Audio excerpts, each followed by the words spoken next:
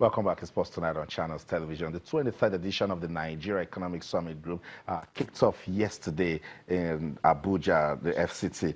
Now, the objective of the Economic Summit is to bring in the private sector, the government, and all the stakeholders. Talk about all the stakeholders. Put yourself in that list to see ways, identify key areas, and come up with ideas, strategies, and action plans that will help the government to shape policies to ensure the development of the economy. Now, when you look at that objective properly, you know that's serious business that involves everybody if we want to make Nigeria big again. And sports is a vital, very vital part of that. There's a section at the NESG that has instituting sports as a business in Nigeria. Sports as a business in Nigeria. Shehu Diko, the chairman of the league management company, has stepped up to present a paper that is titled "Football Means More." Serious business. Let's go to our Abuja studio now. Shehu Diko is standing by to tell us more, particularly identify ways that we can start seeing sports as a business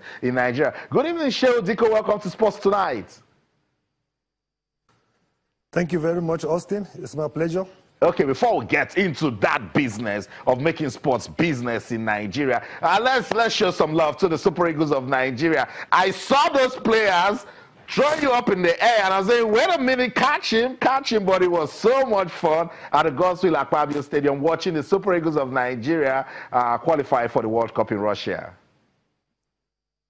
Yeah, it was brilliant, you know, to be at the World Cup. Everybody have seen what happened yesterday when Argentina qualified. You can see what people like Messi and the Argentinian players were doing. They're like going over the moon. So it's definitely, if Nigeria are able to qualify to the World Cup without much stress, because all the plans we put together come together, I think everybody should be happy. The players were excited. Everybody was excited. It's something that has not happened for a very long time. We qualified to the World Cup without going through our calculators, without going through the usual task force or stuff like that. So everybody is happy. And now the next step is to see how we can build to have a very, very brilliant participation at the 2018 World Cup.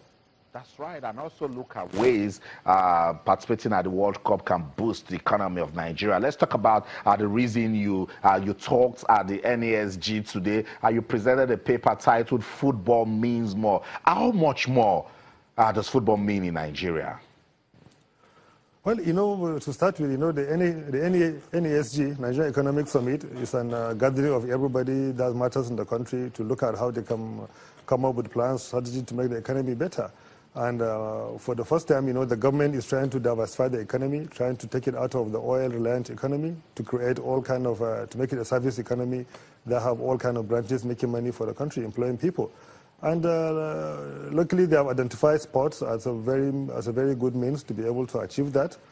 And so there is a clear section at the Economic Summit that deals with the sport as a business. And we were asked to make presentations and issue to see the plans, the strategy, or how that could happen, how that could be able to be developed.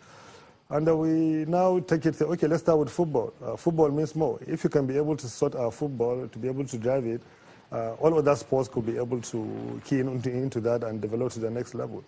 So we went with the idea to explain to the gathering what football means. Football doesn't mean just the 11 people on the 11 playing football. There is a lot of things around the football that create a lot of big, huge economy. That so many industries, so many factories, so many businesses will rely on football is being done well to be able to survive. Millions and millions of jobs will be created. And that is the issues we try to go and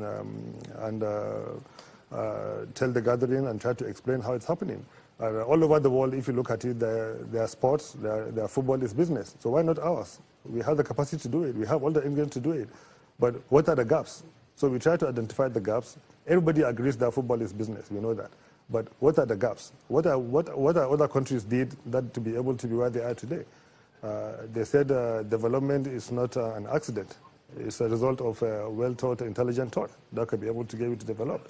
And that's what we try to go to put forward to do that.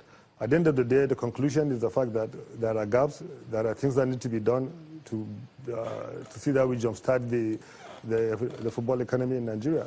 And three things came to mind, which are: number one, we need to recognize our football and our sports in general as a national asset. which means government can be able to give a lot of concessions, a lot of support, a lot of drive to get it to the next level. Secondly, we need to have legislations and regulations in place that will create the enabling environment to get the sports to develop, and football in particular, to do that. So many regulations is required, but number one is the broadcasting regulations. All over the world, it is the broadcasting revenues, the broadcasting investment and money that drives sports development. About 80% of the money that drives sports anywhere in the world is from broadcasting revenues. And also, even the 20% is driven by broadcasting, because the sponsors that come to align with sports will be there because the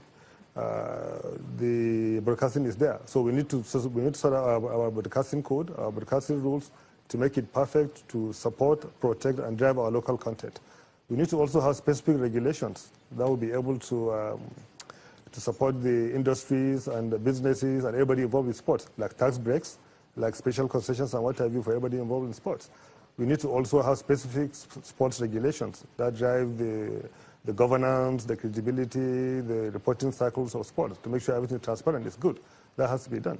The third one is to have the investment infrastructure. All over the world, government have to invest in the first infrastructure, world-class infrastructure that will not jumpstart the economy of football. Once that is sports in particular. Once that is done, then everything is sorted. And I think those are the three key things that we are able to put on the table. And I think to now help go to the federal government, the private sector, everybody to understand that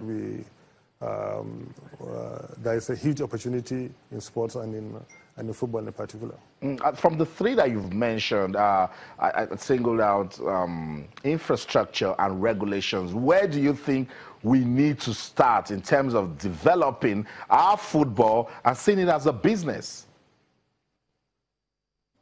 You first need to start with the regulations and everything. If the framework is okay, if everything is fine, if all the laws and regulations are in place, then to go to the next level, then we need to have a massive investment in the infrastructure. Thankfully, even the man from CBN was there on the panel, and CBN also understands that there's need to put a development fund for sports development.